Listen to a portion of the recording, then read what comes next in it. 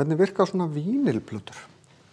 Í raun þá rauf sem liggur eftir vínilplötunni, byrjar hérna yst og liggur allan hringinn, þetta ein rauf, liggur allan leið inn í miðju. Nálin sem á plötuspilaranum, hún sest ofan í þessa rauf.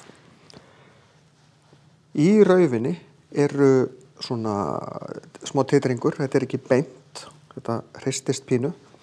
Þessi hristingur eða titringur leiðir upp nálina upp í hausinn sem sendir svo rafmagnsmerki í magnarann sem býr til úr þessu tónlist. Vegna þess að hljóð ekkert annað en titringur. Þegar ég tala, það ekki nema að setja hendina bara á barkakýlið á mér, þá finn ég það titra. Hátalarnir, þeir titra. Þið getið hort á stóra hátalara spila. Þá titringur í gangi. Þannig að þessi titringur sem í raufunum hérna, hann leiðir upp í nálina og svo búin til úr því tónlist. Þannig að það þarf að merkja þetta rétt eða marka raufarnar réttar.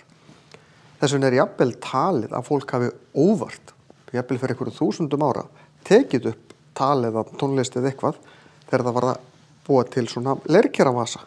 Því að það var stráið eitthvað sem lá utan í þegar þetta snerist, þá gat það leitt titringin inn í rákirnar. Fólk hefur fundið svona en ekki beint geta spilað það því þetta náttúrulega eyðist með tímanum.